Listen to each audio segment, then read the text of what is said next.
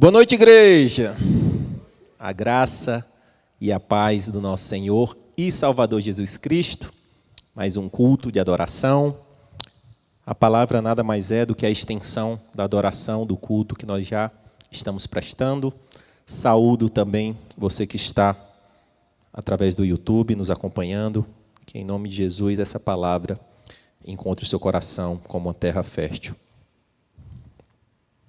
É bem interessante como o Espírito Santo age e sugiro que a igreja fique atento como as mensagens estão se conectando e nós não combinamos nada, viu, meus amados irmãos?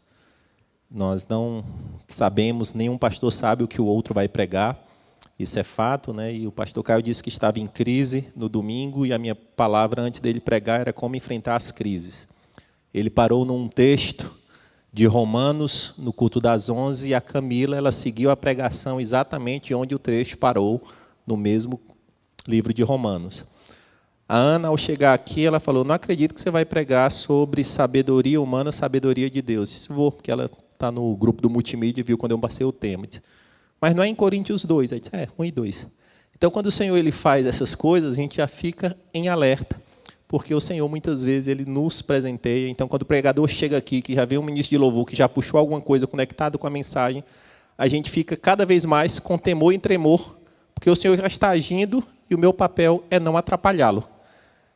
É não azedar o pé do frango, como eu gosto de brincar, né? Então, nosso papel, e que em nome de Jesus eu seja apenas um carteiro. O tema da mensagem de hoje, meus amados irmãos, é sabedoria humana versus o poder de Deus. De um lado, a sabedoria humana, como definição, algo natural, algo pautado no intelecto, no conhecimento, na razão, na capacidade de resolver, de criar. E, de um outro lado, o poder de Deus, que é algo que vai totalmente contrário a isso. É algo sobrenatural, é algo que você não consegue explicar na maioria das vezes, é algo que você não consegue conter, é algo que é capaz de transformar genuinamente um ser humano, é algo que é capaz de criar de onde não existe algo completamente novo. E a pergunta que eu faço nesse início, meus amados irmãos, é: nós nos movemos por sabedoria humana ou pelo poder de Deus? Nós temos que ter clareza, meus amados irmãos, que existem duas formas de encararmos a vida. Existem dois caminhos que parecem que se conversam, mas quanto mais você vai amadurecendo na fé, você compreende que a razão humana ela tem pouco a agregar ao ser espiritual que nasceu de novo em Cristo Jesus. Como assim, Júnior? Você está dizendo que é para a gente virar topeira e não valorizar? Não, não é sobre isso. A gente entende o mundo, a gente interage com o mundo, a gente compreende o mundo, mas o nosso alicerce, a nossa base, a nossa razão de vida, a nossa segurança, a nossa ansiedade, ela tem que ser movida pelo poder de Deus. Porque o mundo não vai conseguir nos dar as respostas para um ser espiritual. O mundo ele é movido, sim, pela natureza, pela razão, pela lógica, pela ciência, pela prova, pela contraprova, pela prova dos 9. E, em geral, as pessoas que dominam alguma dessas vertentes se tornam pessoas proeminentes e são admiradas.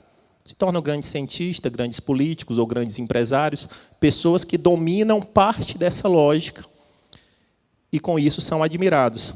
E isso ser a regra que o mundo se move é totalmente esperado, totalmente compreensível.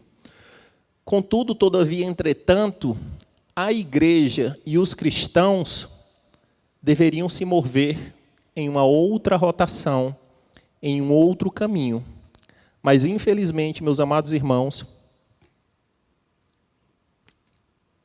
quase um galão de 20 litros, viu? Meu Deus, vou malhar antebraço hoje aqui com essa garrafa da minha esposa.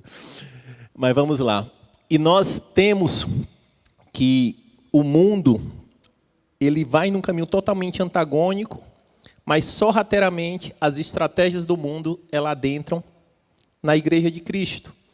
pastor Caio falou no domingo pela manhã que existe a igreja espiritual ou mística, que ela não tem prédio, ela não tem CNPJ, ela não tem toda essa burocracia que nos envolve.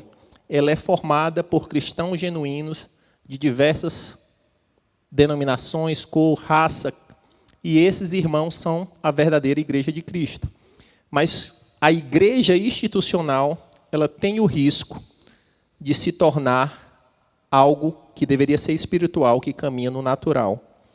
Como assim, Júnior? É muito comum, infelizmente, você ver igrejas e pessoas que lideram igrejas se movendo cada vez por técnicas do mundo. Neurolinguística, coach, hipnose, retórica, uma série de coisas que você vai trazendo ferramentas do mundo para dentro da igreja e você vai suprimindo e negando o poder de Deus. E é capaz dessas estratégias dar resultado? Sim. Sim. No campo natural. Então é possível você ter uma igreja com a placa com o nome de Cristo, que é movida sem o poder de Deus, movida por estratégias humanas, desligadas do propósito de Cristo, e ainda assim está bombando. E ainda assim tem muito like, tem muita curtida, tem um prédio bonito, tem algo pomposo. E o risco da igreja de Cristo é querer competir com o mundo na regra do mundo. Nós devemos andar em outro caminho. É como se existisse uma competição de luta e a igreja é aquele que vem para lutar o boxe, com regras, com tudo bonitinho, e o nosso oponente do mundo é vale tudo. Cotovelada, cabeçada, chute, murro, dedo nos olhos. A gente não vai vencer. Se a igreja for competir no mundo com a regra do mundo, nós não venceremos. Isso é um fato. E nessa ânsia, meus amados irmãos, de responder ao mundo com a estratégia do mundo, nós temos presenciado, infelizmente, e essa tem sido, vou usar novamente a palavra crise, como a igreja brasileira, isso tem sido uma crise que tem me chacoalhado, tem se tornado uma igreja pautada no consumo. Não, o berçário não está funcionando, não estou gostando da temperatura do ar-condicionado. Isso é uma postura de um irmão em Cristo que está na sua comunidade de fé, que conhece o irmão, ou é o padrão de um consumista que precisa ser satisfeito em todas as suas questões? Não, o estacionamento demorou muito, eu vou embora. O louvor aqui não encaixou bem, não senti aquele arrepiozinho, hoje não veio, então vou procurar outra igreja, porque o arrepio não veio. Aí eu lembro de um pastor, né, que uma irmã procurou ele no final do culto. Ô pastor, queria falar algo sobre o louvor. Ele disse, diga, minha irmã. Sabe como é que é, né? Hoje não diga, você tem alguma coisa nos irmãos que você está sabendo? Alguma coisa que desabone a conduta dos músicos? Não. Sabe, pastor, não deu aquele... Hoje não foi daquele jeito, pastor. Mas que jeito, minha irmã? Não veio. Assim, não veio o quê, minha irmã? E, resumo da ópera, ele chegou, não, minha irmã, você está insatisfeita com o louvor? Estou, pastor, hoje não foi legal, não. Ele quase estava abrindo um saque, estava quase abrindo lá um saque para reclamar, porque na NPS Gospel, ela não deu 5 estrelas, ela deu ali 4 estrelas por dia, porque não deu aquele tchan. Aí o irmão, então não foi legal não, né, irmã? Não, foi não. Eu disse, mas ainda bem que não é para você, era para o Senhor.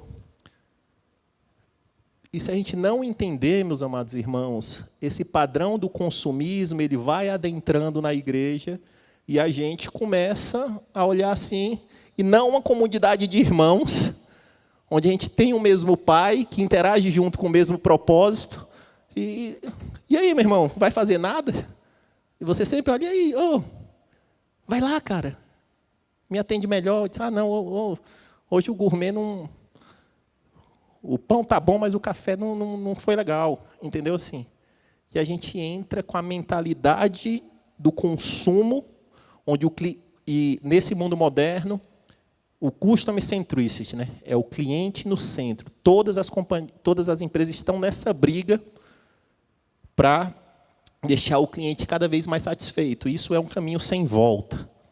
Eu entendo os dados, eu entendo o comportamento do consumidor e eu vou cada vez mais querendo bajulá-lo.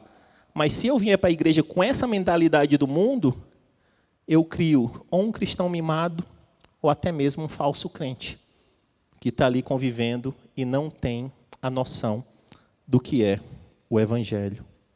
E que o Senhor tenha misericórdia de nós. E nesse tocante, meus amados irmãos, saindo da igreja, vamos para nós, pessoas físicas, CPFs. O cristão, ele também não pode interagir com o mundo com as armas do mundo. No trabalho, na vizinhança, na escola, a gente tem que se mover pelo Espírito.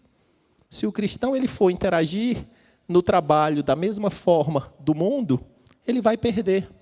Porque o Senhor lhe disse, eu estou enviando vocês como ovelhas perante lobos.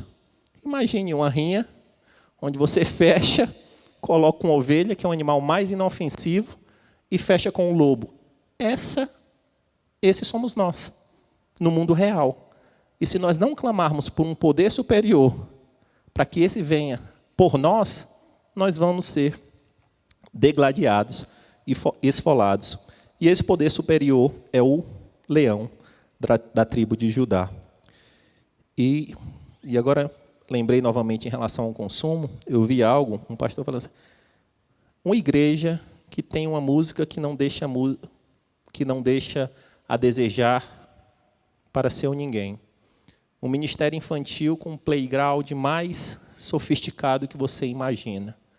Uma Starbucks, que tem igrejas que tem Starbucks, meus amados irmãos. Serviço de manobrista. Uma série de coisas. Você vai adentrando uma série de coisas, e eu não estou demonizando não estou demonizando tais.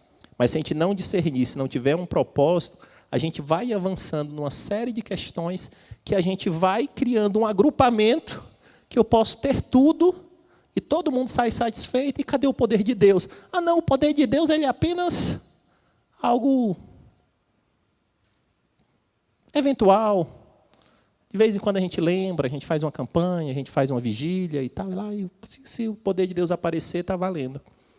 Mas não é assim que nós temos que nos mover. Abra suas Bíblias, vamos entrar no texto. 1 Coríntios, capítulo 1, verso de número 18. Antes de ler, dá um breve contexto dessa passagem bíblica.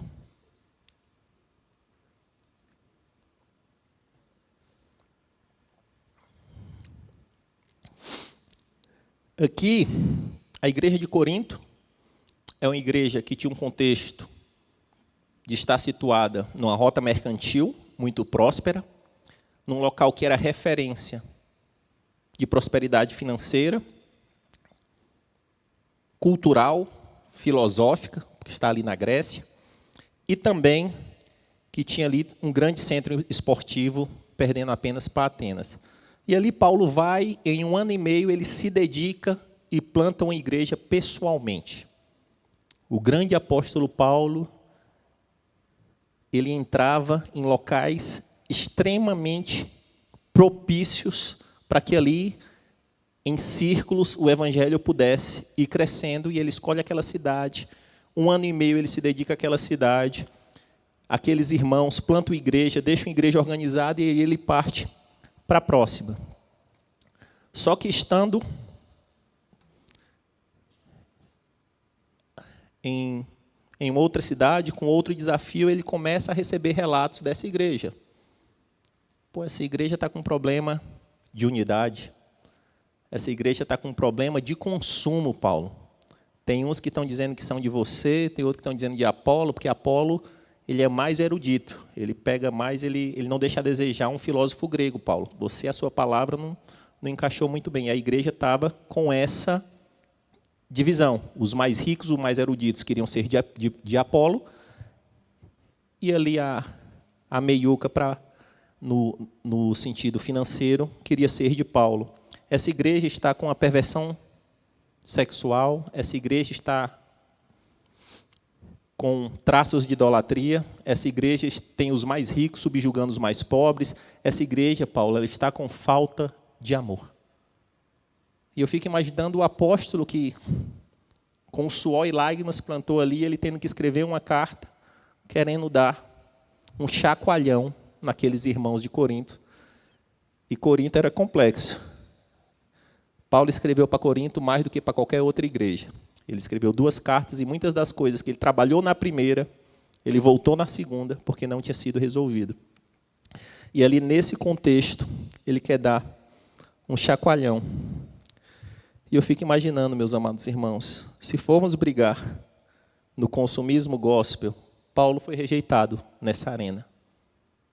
Quanto mais nós. Na arena do consumismo gospel, rejeitaram até o apóstolo Paulo. Prova disso é que na segunda carta aos Coríntios, no verso 1, ele rasga o verbo. E aí, o que é que eles têm que eu não tenho? São hebreus, eu sou hebreus. São cristãos, eu sou cristão. O que é que eles têm que eu não tenho? Eu não falo tão bem, mas de conhecimento eu não estou atrás de nenhum. Me dediquei, fiz isso, sofri naufrágios, prisões. Qual o currículo que esses apóstolos têm que eu não tenho? O apóstolo Paulo, ele dá um chacoalhão para dizer assim, é isso mesmo, vocês estão abandonando o evangelho genuíno do poder por alguém que chega com a nova verdade do momento, entre aspas. Vamos ler a palavra de Deus a partir do verso de número 18. Pois a mensagem da cruz é loucura para os que estão perecendo, mas para nós que estamos sendo salvos é o poder de Deus. Pois está escrito, destruirei a sabedoria dos sábios e rejeitarei a inteligência dos inteligentes. Onde está o sábio? Onde está o erudito? Onde está o questionador dessa era? Acaso não tornou Deus louca a sabedoria deste mundo? Visto que a sabedoria de Deus, o mundo não o conheceu por meio da sabedoria humana. Agradou a Deus salvar aqueles que creem por meio da loucura da pregação. Os judeus pedem sinais miraculosos e os gregos procuram sabedoria. Nós, porém, pregamos a Cristo crucificado, o qual, de fato, é escândalo para os judeus e loucuras para os gentios. Mas para os que foram chamados, tanto judeus como gregos, Cristo é o poder de Deus e a sabedoria de Deus. Porque a loucura de Deus é mais sábia que a sabedoria humana, e a fraqueza de Deus é mais forte que a força do homem. Irmãos, pensem no que vocês eram quando foram chamados. Poucos eram sábios segundo os padrões humanos, poucos eram poderosos, poucos eram de nobre nascimento. Mas Deus escolheu as coisas loucas do mundo para envergonhar os sábios, e escolheu as coisas fracas do mundo para envergonhar as fortes. Ele escolheu as coisas insignificantes do mundo, as desprezadas e as que nada são, para reduzir a nada as que são, para que ninguém se vanglorie diante dele. É, porém, por iniciativa dele que vocês estão em Cristo Jesus, o qual tornou-se sabedoria de Deus para nós. Isto para que, como está escrito, quem se vangloriar, glorie no Senhor. Seguimos no capítulo 2. Eu mesmo, irmãos, quando estive entre vocês, não fui com discurso eloquente, nem com muita sabedoria para lhe proclamar o mistério de Deus, pois decidi nada saber entre vocês, a não ser Jesus Cristo, e esse crucificado. E foi com fraqueza, temor e com muito tremor que estive entre vocês. Minha mensagem, minha pregação não consistiram de palavras persuasivas de sabedoria, mas consistiram de demonstração do poder do Espírito, para que a fé de vocês não se baseasse na sabedoria humana, mas no poder de Deus. Glória a Deus.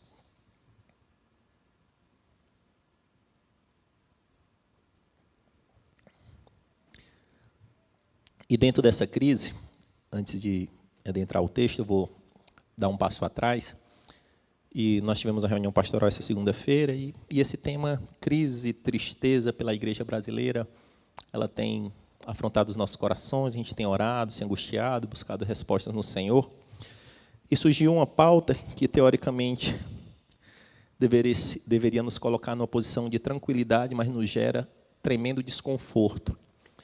Porque, por vezes, nós, enquanto Igreja Batista Manaim, nós recebemos alguns elogios que, como eu vou colocar isso, é o básico, é o trivial. Ah, a Igreja Batista Manaim é a igreja da palavra. Eu disse,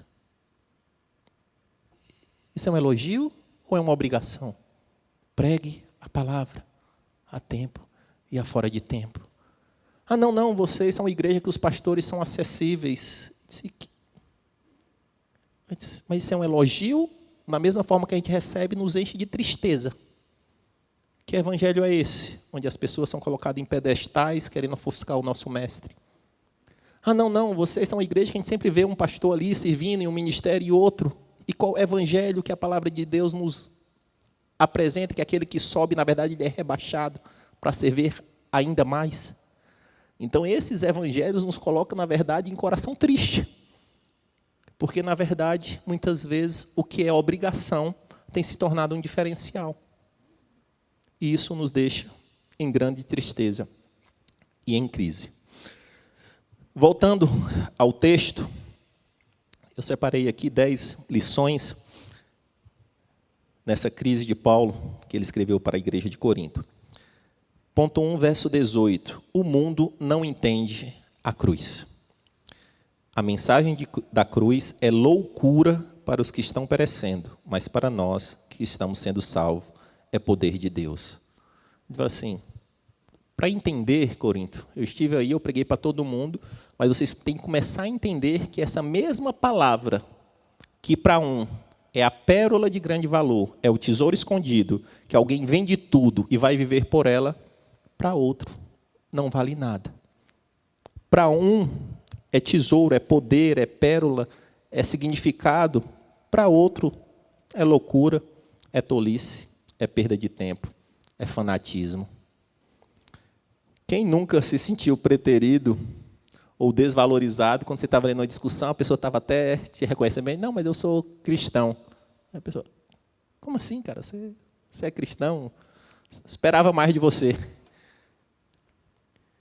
Porque para o mundo é loucura, o mundo não vai compreender isso. Paulo, em Romanos 1,16, diz, não me envergonho do Evangelho, porque é poder de Deus para a salvação.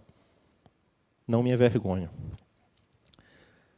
Ponto 2. A sabedoria humana, essa sabedoria natural, não tem valor para Deus. Eu não estou falando aquela sabedoria que deu Deus para Salomão, não. A sabedoria natural, o intelecto, o conhecimento natural do homem, não tem valor para Deus. Não surpreende o Senhor.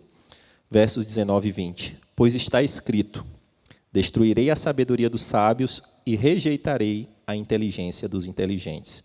Onde está o sábio? Onde está o erudito? Onde está o questionador dessa era? Acaso não tornou Deus louca a sabedoria deste mundo? E aqui o apóstolo Paulo ele cita, em outras palavras, Jeremias 8:9, onde ele diz que os entendidos e os sábios, os sabichões, aqueles que se acham, na verdade, serão envergonhados pelo Senhor. E aqui o texto é claro, ele destrói a sabedoria natural do homem e ele rejeita a inteligência natural do homem. Se você chegar com o Senhor, Senhor, como eu sou inteligente, como eu sou sábio, isso para o Senhor não é nada. Na verdade, ele está buscando um coração humilde, contrito, dependente diante dele.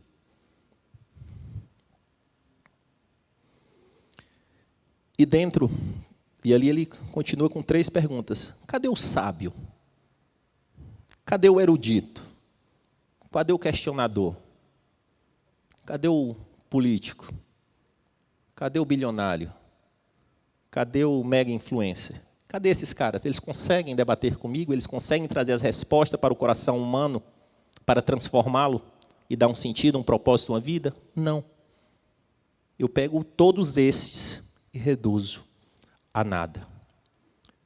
Eu gosto do trecho de Jó, né? E quando eu falo sobre Jó, Jó era o homem mais próspero, mais admirado da época, e talvez em algum momento ele se achou em condição de debater com Deus. Na angústia dele, ele começou a questionar Deus, eu quero uma audiência, que ele me responda, como é que é isso, que negócio é esse, e Deus deixa da corda correr para Jó. E Jó continua na sua angústia, nas suas visões, na sua visão superestimada de si mesmo, e quando Deus chega, ele... Onde tu estavas quando eu criei o mundo? Se fosse no mundo de hoje, era aquele meme, né? Que a pessoa bota aquele óculosinho e... Quem é que vai responder isso? Aí Deus continua assim, amassando Jó por um tempo. Onde é que você estava? Onde eu cheguei e falei para o mar para ele parar até aqui e não seguir? Onde é que você estava quando eu criei os alicerces do mundo? Me responde, Jó. Aí Jó, humildemente, Senhor, ficou como calado. Tipo. Então, Jó, ou qualquer outro homem que ouse a ficar em um patamar de igualdade contra Deus, vai ser humilhado. Não tem como. E essa loucura, para Deus, é nada. Dinheiro, poder, influência, diplomas, para o nosso Deus, é nada. Deus procura verdadeiros adoradores que o adorem em espírito e em verdade. Ponto 3, verso 21. Deus salva pela loucura da pregação. Visto que, na sabedoria de Deus, o mundo não o conheceu por meio da sabedoria humana, agradou a Deus salvar aqueles que creem por meio da loucura da pregação. Então, nós somos salvos pela loucura da pregação. Como assim, Júnior, a loucura da pregação? Se a gente pegar no início, a gente que está dentro, faz tudo sentido, depois que você está dentro. Jesus, cruz, céu, inferno, trindade, Nova Jerusalém, sacrifício, expiação. Depois que você está dentro, faz sentido. Mas para quem está fora, vai dizer assim, é só você crer com o seu coração, confessar com a sua boca que você vai ser salvo. Como assim? É muito fácil, é muito simples. Não, tem outras religiões aí que eu tenho que viver uma vida de sacrifício para tentar ver se eu volto, e para o cristianismo é só isso mesmo? É, só isso mesmo. Crer com o teu coração e confessar com a sua boca. E foi através dessa loucura que o Senhor nos atraiu. E nós temos que compreender que para o sábio, para o erudito, para a natureza humana, se não for o Espírito Santo que convença, meus amados irmãos, não é possível. Porque é literalmente uma loucura. E se nós não entendermos disso, muitas vezes a gente vai querer interagir. Não, vou conversar com aquela pessoa ali, vou entender o que ela gosta. Vou dar uma pesquisadinha ali no perfil, vou fazer não sei o quê, porque agora eu vou evangelizar cheio de ferramenta. Aí quando chega lá, sem poder, meu amigo, sem o convencimento do Espírito Santo, é perda de tempo. Ponto 4. O mundo quer consumir Deus. Verso 22. Os judeus pedem sinais miraculosos e os gregos procuram sabedoria. Chegou lá para Paulo, aquela igreja lá, eles estão aí num dilema, porque os judeus querem mais poder. E os gregos, eles querem mais sabedoria. Eles querem algo mais para trazer respostas filosóficas, a erudição, porque a base grega é disso. E os judeus, já Jesus, eles querem mais poder, eles querem sinais do Messias poderoso, algo profético, algo... E isso, Paulo não passou por isso sozinho. O nosso mestre Jesus, com o ministério já instituído, multidões o seguindo, acaba de fazer um milagre e vem o fariseu. E aí, Jesus, faz outra aí, para que eu possa crer em você? Pega um sinal do céu aí, algo diferente, aquele ali, estou aqui com o meu aplicativo para avaliar, aquele ali foi um milagre nota 9,5, Jesus. Se você fizer um milagre nota 10, possa ser, Jesus, que eu creia. Porque eu sou um fariseu, eu conheço e tal, aquilo. Aí Jesus assim, nenhum milagre vai lhe ser dado, a não ser o sinal de Jonas. E eles não entendem, porque, na verdade, Jesus já estava apontando para o grande milagre, no terceiro dia, onde ele ia ressuscitar dos mortos e ressignificar toda a nossa história. E muitas vezes, meus amados irmãos, essa questão do consumo, a gente procura um Deus não que venha nos transformar e nos dar um significado. Um Deus on demand, de acordo com a minha necessidade. Senhor, eu estou precisando de um Deus, mas se você puder aparecer aqui como um bom consultor financeiro, para resolver minha parada financeira aqui, Senhor, é suficiente. Senhor, eu estou meio quebrado nas emoções, fiz ali umas psicologias, estou tomando uns remedinhos aqui, não está resolvendo. Se você puder vir aqui como um bom psiquiatra, psicólogo, para resolver, tá legal, Jesus. E você vai criando, não, Jesus, eu quero um Jesus meio Nietzsche, conselheiro amoroso, eu estou ali com um problema de relacionamento, vem cá para... E a gente vai buscando um Jesus onde nós gostaríamos de tê-lo conforme a nossa necessidade. E o Deus de Israel perguntando, me define. Moisés, Senhor, estou indo lá, tem tantos deuses, tem o Deus da chuva, tem o Deus do sol, tem o Deus do rio, tem o Deus do animal e tudo. Como é que eu te encaixo no meio de tudo isso, Senhor, para me fazer uma boa propaganda de marketing? Eu sou o que sou. E muitas vezes nós estamos chegando perante o que eu sou o que sou, querendo diminuí-lo como alguém que pode resolver o meu problema imediato. E fosse tão somente isso. Tão somente isso. Ponto 5. O poder de Deus humilha a sabedoria humana. Verso 25. Porque a loucura de Deus é mais sábia que a sabedoria humana, e a fraqueza de Deus é mais forte que a força do homem. Aqui Paulo faz assim, se Deus não tivesse tão inspirado, você pega a tolice de Deus, a fraqueza de Deus, que não é possível, né? E ele fala assim, você coloca o ser humano mais forte, mais eloquente, mais capaz, não tem como comparar, não tem como competir. E a história prova isso. Deus brincou com o faraó, brincou com Nabucodonosor, brincou com o rei Ciro. E a gente vai passando por esses nomes da Bíblia como se fossem... Todos esses, gente, tinham mais força do que qualquer presidente russo ou americano hoje, para aquele mundo da época. Ele pegava a pessoa mais proeminente, mais forte da época, e aplicava Provérbios 21:1. O coração do rei é como um rio perante o Senhor. Ele move para onde Ele quer. Nós temos que entender que o Senhor, Ele humilha a sabedoria humana, a força humana, o recurso humano. Ponto 6.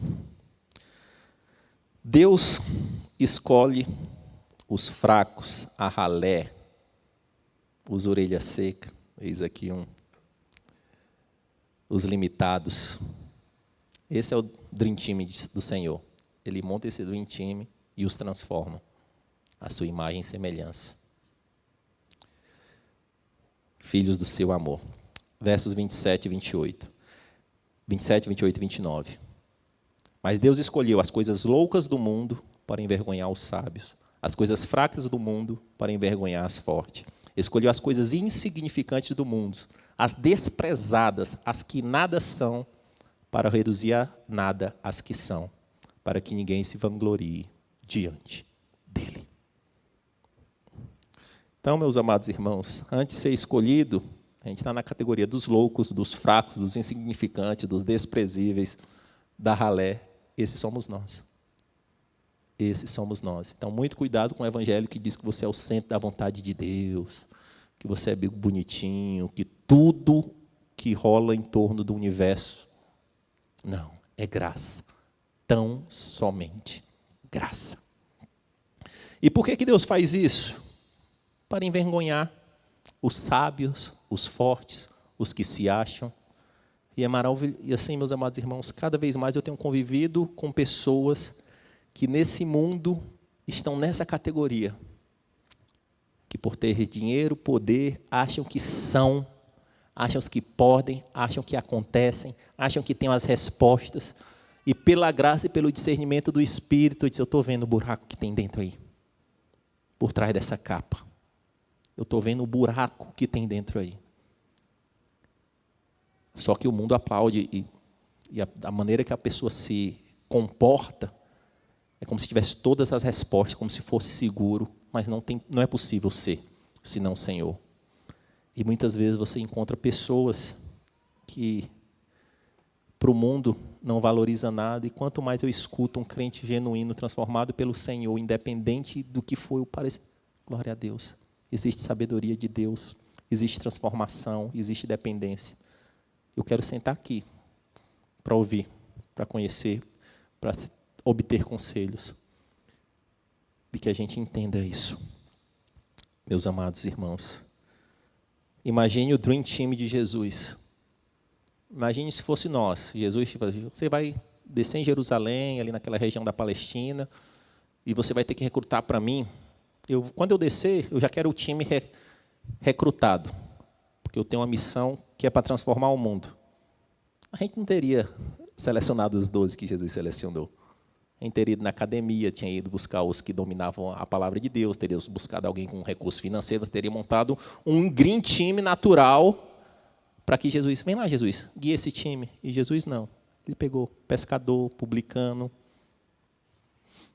Judas, que era de uma seita revolucionária, ele pegou um time totalmente desprezível e durante 3 anos treinou, e durante 3 anos orientou, durante 3 anos criou o caráter de Cristo dentro dele, para quando chegar e dizer, está com vocês. E quando Jesus subiu, eu fico imaginando, Jesus, você até fazia umas coisas, é nesses aí mesmo que vai confiar o futuro do Evangelho? E nós estamos aqui, por causa desses, para que o nome do Senhor seja exaltado na fraqueza desses. E nós ainda estamos nesse processo de recrutamento permanente do Senhor, onde Ele pega fraco, limitado, para usar para o seu reino, para que o seu reino expanda. A palavra de Deus nos diz que Ele ama os humildes, mas abate os soberbos. E nessa questão do fraco e do forte, a gente conhece toda a história de Davi, ela é magnífica. Porque Davi realmente é a prova de um improvável que Deus selecionou. Mas tenta ver essa mesma história por outra ótica. Se Deus tivesse escolhido Golias para derrotar Davi, qual o sobrenatural que tem? Ô Golias, eu vou te usar, porque vai precisar derrotar alguém que pesa 20% do teu peso, que não é guerreiro, que não sabe de nada. Aí Golias disse, não, Deus, fica lá, eu faço por mim mesmo. Então, ser usado como fraco e limitado, Deus faz isso para a glória do nome dEle. E ai daquele que achar que tem alguma virtude em si mesmo, nessa missão que o Senhor nos confere. Nós somos apenas mensageiros, apenas servos, que por benevolência Ele nos chama de amigo. Ponto 7, Deus age na humilhação. Eu mesmo, irmãos, quando estive entre vocês, não fui com discurso eloquente, nem com muita sabedoria, para lhes proclamar o mistério de Deus. Pois decidi nada saber entre vocês, aí segue lá, e foi com fraqueza, temor, com muito tremor que estive entre vocês.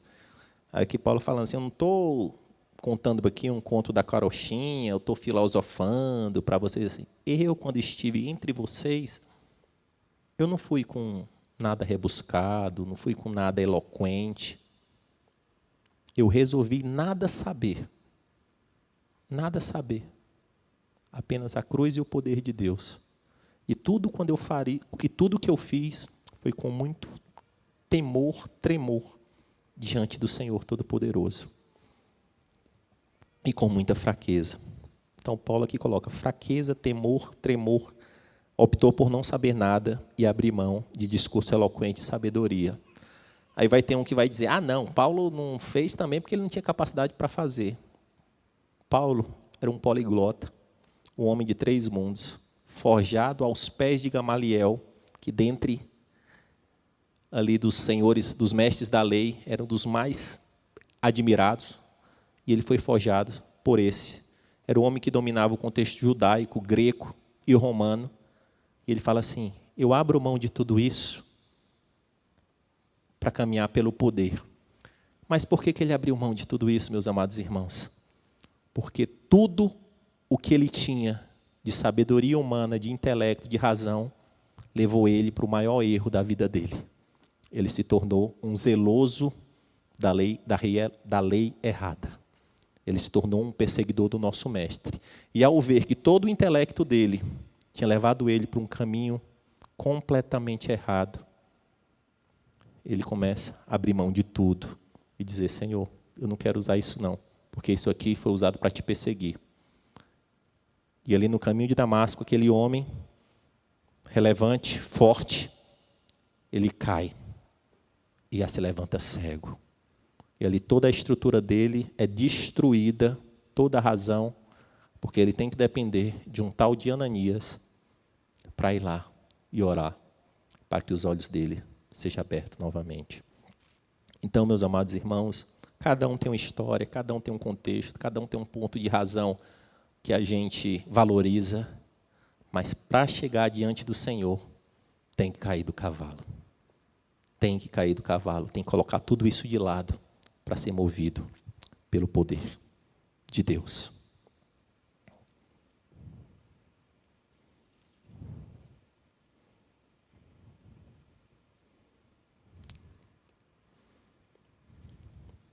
Ponto 8.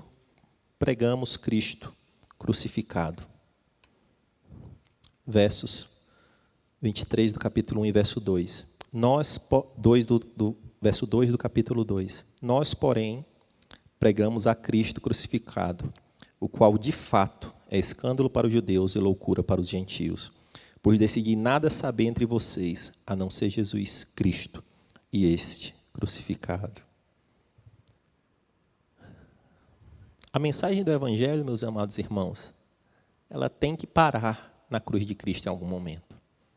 E quando Paulo ele fala assim, eu resolvi pregar vocês Cristo e este crucificado, eu não posso esconder a vergonha do meu mestre. Eu poderia chegar aqui pregando, vocês não estavam lá em Jerusalém, vocês não sabiam o que aconteceu, só contar ali a ressurreição, o poder, o templo que ruiu, o véu que se rasgou. Mas se eu pular a cruz, eu nego o Evangelho. Eu tenho que dizer de um mestre, Senhor de todo o universo, que veio, que se humilhou e enfrentou a morte mais desprezível por amor de mim e de você, por amor de todos vocês, quer sejam judeus ou gregos. Então, eu entendi que vocês podem se admirar com discursos filosóficos, vocês podem ser motivados pela nova questão da motivação do momento, vocês podem buscar várias ferramentas da natureza humana, mas eu descobri com a minha própria vida, quando eu entendi o sacrifício de Jesus na cruz, tudo mudou. E ali Paulo, ele resume a sua teologia. Eu prego Cristo e esse crucificado. Eu prego Cristo e esse crucificado. E Paulo, ele fala que jamais eu venha me orgulhar a não ser da cruz de Cristo. Deus, ele é totalmente contrário ao orgulho, mas ele nos permite se orgulhar por uma coisa, apenas pela cruz de Cristo. Por isso, meu amado irmão, minha amada irmã, desconfie de qualquer igreja, começar pela nossa, pregador, músico, cara que está bombando nas mídias sociais, que você escuta, e você, onde é que está Cristo nisso tudo? Não, ele nem aparece, ou quando aparece é como coadjuvante. Desconfie, meus amados irmãos. O Evangelho ainda continua sendo a boa nova daquele que morreu pelos nossos pecados. Tão simples quanto isso. E pela cruz é que nós conseguimos compreender a dimensão desse amor, da graça e da misericórdia. Ponto 9. O mundo precisa do poder de Deus.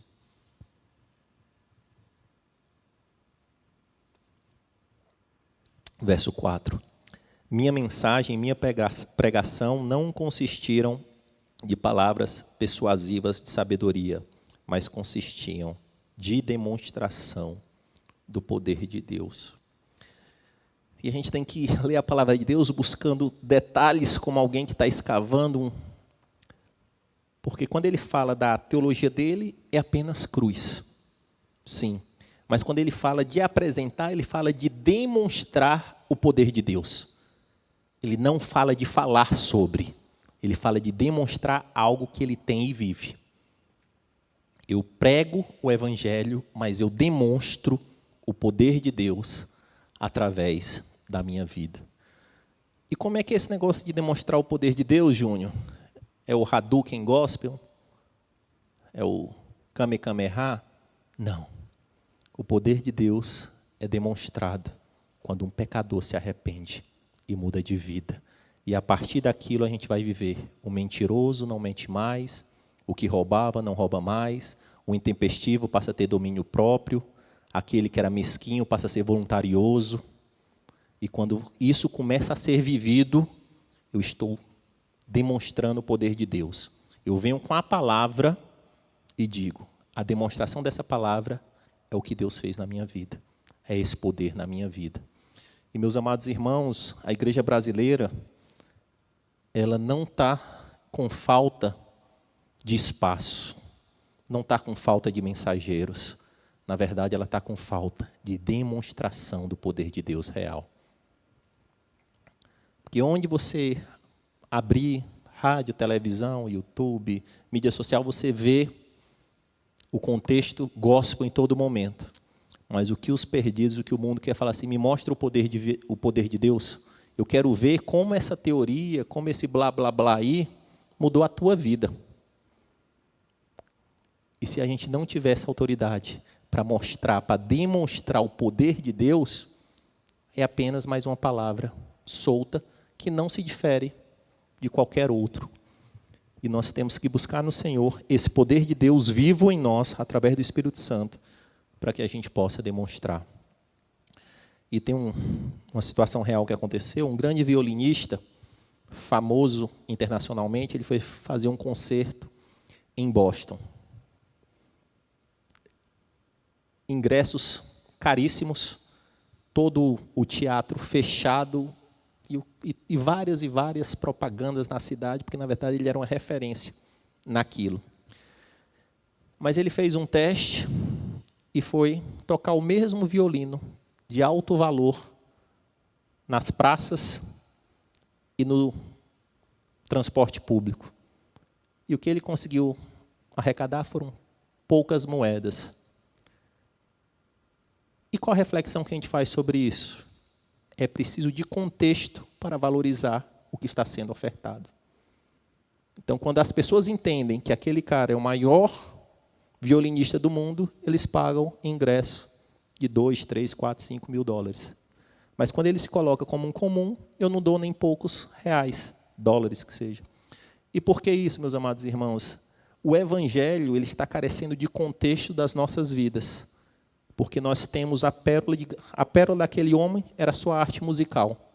Mas eu precisava de um contexto para que as pessoas valorizassem. E o evangelho, que é uma pedra de grande valor, nós entregarmos sem vida, as pessoas não vão valorizar. Entregarmos sem contexto, sem demonstração do poder do Espírito Santo, as pessoas não vão valorizar. Porque eu não estou reduzindo, gente, a capacidade do Espírito Santo. Tem pessoas que se convertem a ouvir no sonho. Tem relatos de pessoa que está lá, se autobatiza lá na Turquia, porque o Espírito Santo convenceu, e ela vai lá e... Não estou falando isso. O Espírito Santo pode fazer sobre isso. Eu estou falando sobre o evangelho ativo, onde as pessoas estão cansadas de muito blá, blá, blá, sem contexto. Ponto 10 e último, a base da fé é o poder de Deus, verso 5. Para que a fé que vocês têm não se baseasse na sabedoria humana, mas no poder de Deus. Se o fundamento for errado, meu amado irmão, mais tempo, menos tempo, vai ruir. E aqui o apóstolo ele finaliza esse trecho dizendo, tudo isso que eu faço, eu não prego com eloquência, eu não tento trazer ferramentas novas, eu abro mão do meu intelecto, do meu conhecimento e prego apenas Cristo, este crucificado, e demonstro o poder de Deus na minha vida para que o fundamento da sua fé seja correto, seja o fundamento do poder de Deus. E, infelizmente, meus amados irmãos, temos muitas pessoas sendo convencidas intelectualmente, mas não sendo transformadas espiritualmente. Não, faz um sentido aqui no intelecto, eu dou um passinho aqui, eu vou lá de vez em quando, eu entendo como é que é, e eu me convenço no campo intelectual, crio um espectro de cristão que eu entendo, que é o espectro que, não faço mal para ninguém, isso aqui, tal e coisa, tal e tal, vou lá, tomo 100 uma vez por mês, levo as coisas para o bazar, mando em solidária e tal, participo da campanha, vou na vigília, mas se nós não visitarmos os nossos corações e buscar onde é que está o poder de Deus na minha vida, onde é que está a transformação do Evangelho na minha vida, nós temos que ter muito, muito cuidado, porque o nosso mestre, deixou um alerta que é aquele que toda vida que eu ouço, eu temo e tremo. Jesus, em teu nome, expulsamos demônios, em teu nome fizemos isso, aquilo e tal. E ele fala, apartai de mim, vocês que praticam o mal, eu não vos conheço. Como é que o Senhor, que sabe todas as coisas, não conhece alguém? Ele opta por não conhecer. Chega na categoria que ele diz assim, eu não quero conversa com você. Eu não quero.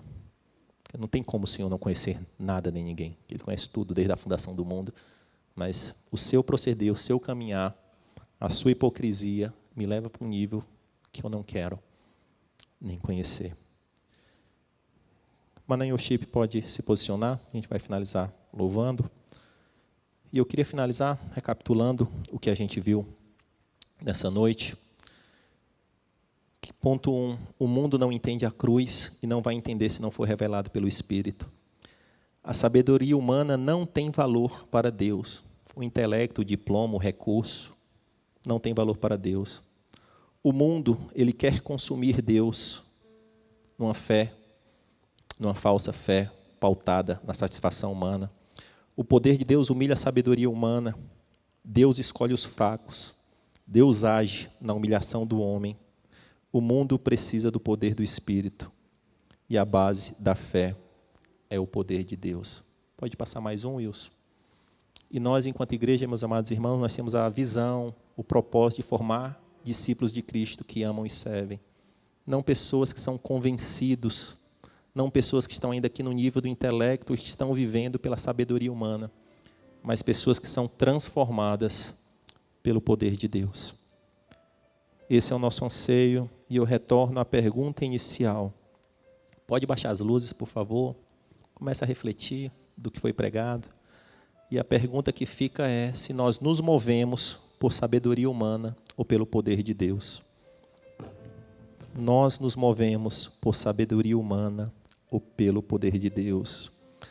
A crise que Paulo passou com a igreja de Corinto, uma igreja consumista, uma igreja dispersa, uma igreja sem foco. Essa crise se aplica à igreja brasileira hoje. A graça antiga que motivou Paulo a dar mais um passo, a escrever em amor, a exortá-los, continua disponível para todos nós aqui ainda hoje. Deus continua exortando, Deus continua alertando, Deus continua ainda dizendo, filho, muda, filho, muda. E a missão que Paulo deu para aquela igreja é: se mova pelo poder de Deus.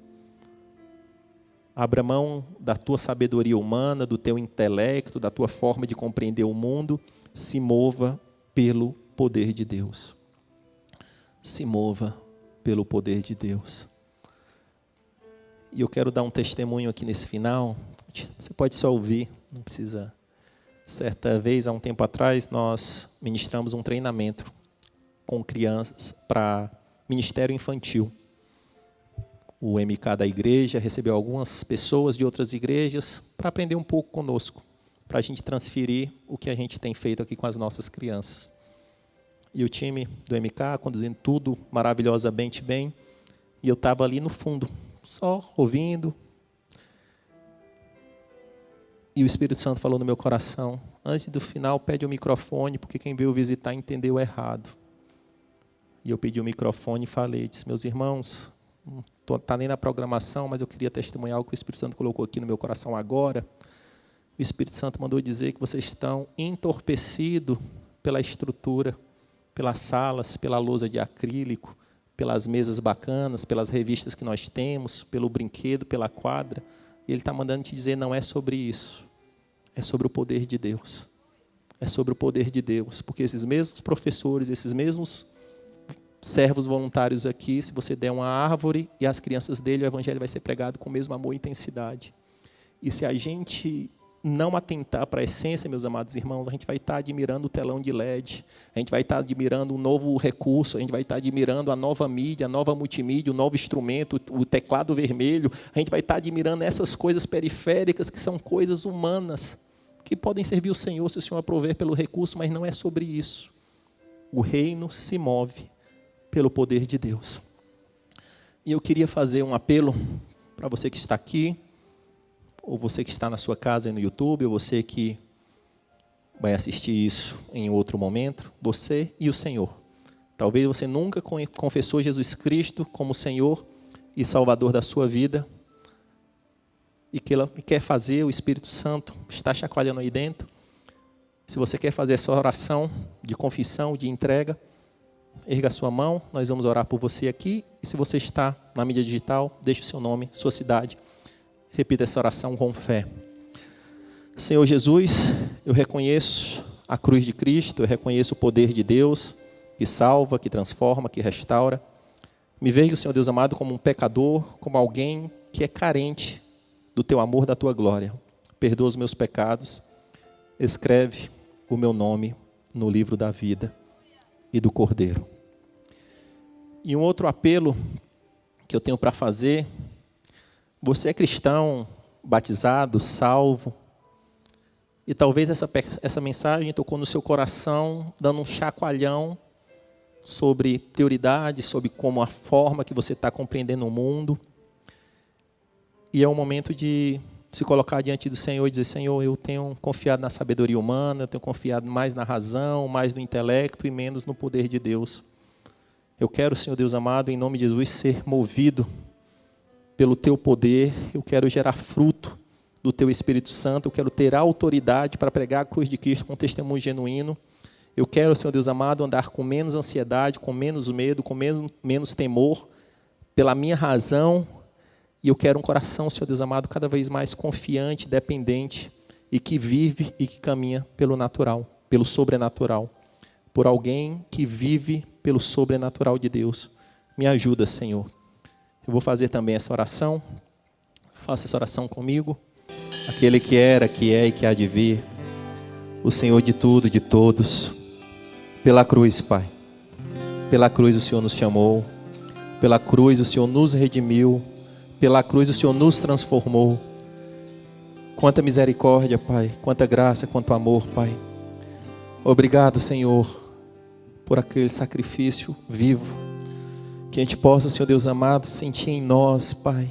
Compreender, Pai, mesmo que minimamente o que foi aquele dia. Para que a gente possa viver de uma forma digna. Te obedecendo, Te respeitando, Te honrando, Pai. Senhor Deus amado, de acordo com a palavra que foi ministrada, Pai, eu clamo, Senhor Deus amado,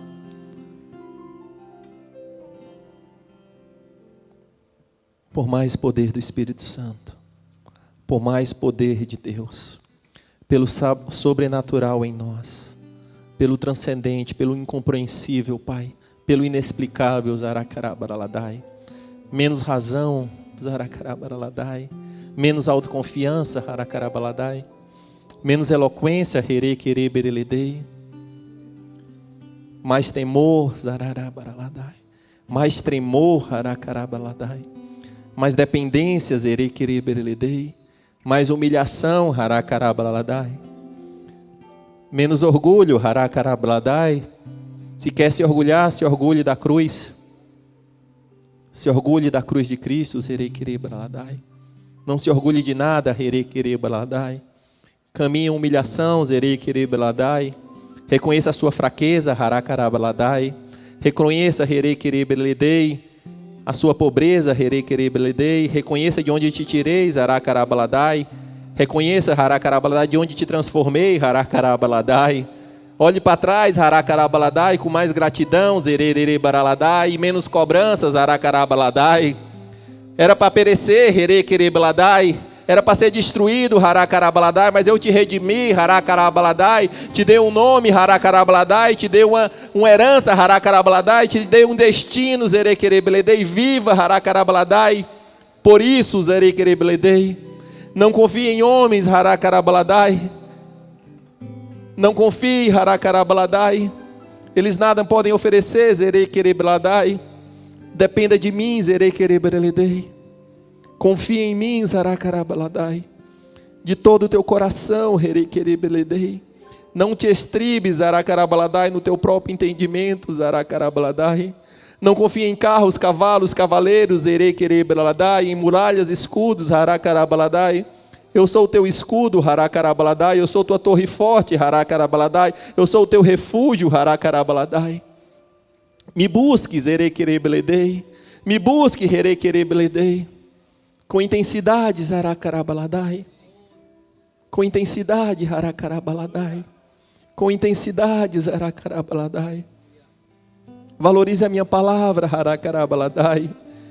Confie na minha palavra, Haracarabaladai, ela não muda, Haracarabaladai, tudo que está escrito está válido, Haracarabaladai, cada promessa, Haracarabaladai, tudo está valendo, Haracarabaladai, pois eu não mudo, Zerereberadai, em mim não há sombra de variação, Haracarabaladai, o meu caráter é único, Zararabaradai. Eu sou o Senhor, Zerequerebeledei, o teu Senhor, Herequerebeledei, mas sou teu Pai. Sou o teu Pai, sei cada necessidade, Zaracarabaladai, cada angústia, Zerequerebeledei, cada medo, Zerequerebeledei, mas se mova pelo poder, Herequerebeledei. Tens o meu espírito, Haracarabaladai, deixa ele transbordar, Haracarabaladai, deixa ele gritar, Haracarabaladai, deixa ele te criar, Haracarabaladai, não suprima, Haracarabaladai, não deixe de lado, Haracarabaladai. Eu te dei o meu poder, Herequerebeledei, para transformar, Haracarabaladai, para conquistar, Herequerebeledei, para fazer a diferença no mundo, Haracarabaladai. Não viva, Haracarabaladai, arrastando correntes, Haracarabaladai, derrotado, Haracarabaladai, cabisbaixo, Haracarabaladai. Existe um reino, Zerequerebeledei, para ser implantado, Haracarabaladai. Pessoas ainda, Zararabaladai, para serem alcançadas, Haracarabaladai, mas elas precisam, Haracarabaladai, de vidas, Haracarabaladai, que me temem, Haracarabaladai, que me amam, Haracarabaladai. E assim Zerequerebeledei, serão alcançados, Haracarabaladai, serão transformados, Zerequerebeledei. Zararabaradai, Zaracarabaradai. Santo, santo é o Senhor. Santo, santo é o Senhor. Digno de toda honra, toda glória é o Senhor. Obrigado, Senhor, pelo teu amor. Obrigado pela tua graça. Nos ajuda, Pai. Nos ajuda, Deus amado, a não andar no padrão do mundo. Não se satisfazer, Senhor Deus amado, em ser um pouco melhor do que o mundo. Nos ajuda, Deus amado, a seguir o caminho do Mestre Jesus, as marcas do Mestre Jesus, e perseguir, Senhor Deus amado, a estatura do varão perfeito. Nos ajuda, Pai. Nos ajuda, Pai, a sermos literalmente o que foi outrora lá atrás, cristão. Cristão eram as pessoas que eram reconhecidas como pequenos cristos, como pessoas que resplandeciam Cristo. Nos livra, Senhor Deus amado, de ser achado como alguém que denigre o teu nome, Pai. Como alguém que te envergonha, Senhor. Nos livra, Pai. Que a gente possa te honrar verdadeiramente. Em nome de Jesus. Erga a sua mão como quem recebe. Que o amor de Deus, o Todo-Poderoso, que a graça de Jesus Cristo, que é poderoso, e que a comunhão e a consolação do Santo Espírito, que é poder para transformar e salvar, esteja com você, com a sua casa. Vão na paz, Deus abençoe.